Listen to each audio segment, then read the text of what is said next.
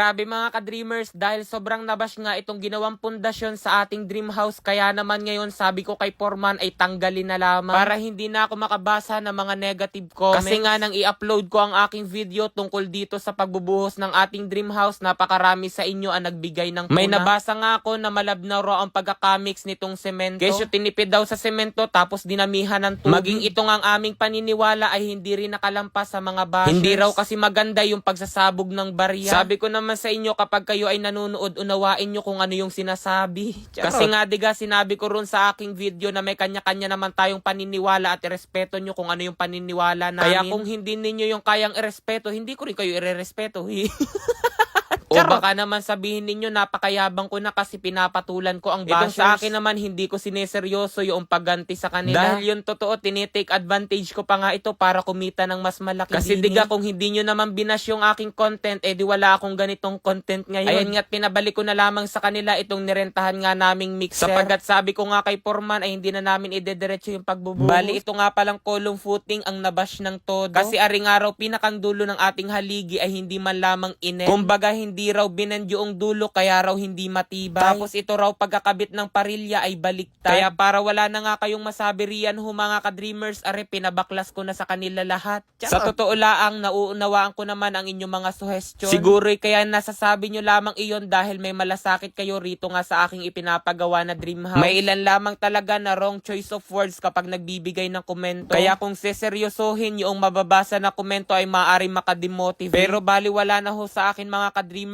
ang mga ganoong bagay. Kasi nga halos magdadalawang taon na rin naman ako sa ganitong industriya. Sabi nga'y mas malala pa riyan yung mga naranasan ko rati. Pero narito pa rin naman ako tuloy sa pag-unlad. Dahil hindi ko pinabayaan na yung ganitong mga bagay ang makasisira sa plano ko sa aking buhay. Kaya kung napanonood nyo mga ka-dreamers itong aking video, nais ko lamang ipaalala sa inyo na ang matinding kalaban ninyo ay hindi ang ibang tao. Dahil ang totoo, ang mortal enemy mo ay yung mismong sarili mo. Kaya as much as you can be a better person than you were yesterday. Kaya huwag mo nga hayaan na masira ng ibang tao yung tingin mo mismo sa iyong sarili. Because if you are going to let them do this thing, your dreams might be cancelled. Not totally be cancelled by others but you. Kaya be a masterpiece of your own dreams. Sabi nga, you are the hero of your own story. Kaya huwag mong ipahawak ang iyong ballpen sa ibang tao para isulat nila kung ano yung magiging plano ng iyong buhay. Dahil sa halip na tulungan kanila, maaring masira ang iyong plano. May ilan kasing tao na tumutulong sa'yo pero ang intention talaga is masama. Iyon ay para lamang sa akin mga ka-dreamers, or baka yung ilan sa inyo ay nakaranas na rin noon. Kaya if ever you had an experience of that, learn from the mistake you have done before. Ulitin ko lamang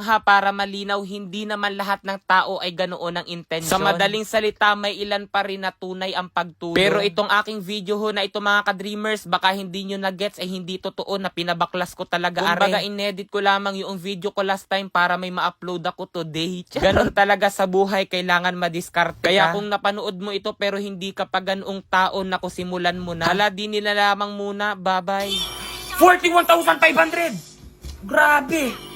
12,500! Yung 1,000 ko naging 84,100. O, di ba mga ka-dreamers, sobrang dali lamang kumita rito kay PH Perry. Kaya kung nais nyo rin kumita ng napakalaking pera, nasa comment section lang ang link para mag-register at mag-deposit ng 100. Tapos, huwag nyo kalimutan mag-screenshot at ilagay iyan sa comment section para manalo kayo ng 500 pesos. Ang mahilig ko ritong laruin ay ang Super Ace. So, mga ka-dreamers, dito kay Super Ace, magbebet lamang ako riyan ng 1,000. Tignan natin kung magkano ang aking mapananaluhan din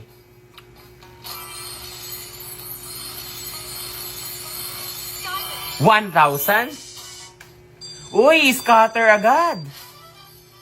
Play. 200. 800. 100. 1,200. Wow, 3,000 ano? 2,000. Uy, 4,800. 1,800. 2,000. 41,500. Grabe. 12,500. 4,000. Ayun na. 5,000. Hala. Hala, hala, hala, hala. Hala, hala. Hala. 200. 400. 3,600. So, tingnan nyo mga ka-dreamers, yung 1,000 ko naging 84,100. Di ba? Napakalaki. Kaya kung nais nyo rin manalo, nasa comment section lang ang link para mag-register. Huwag kalimutan mag-deposit at ilagay ang screenshot sa comment section at may pag-asa kayong manalo ng 500 pesos.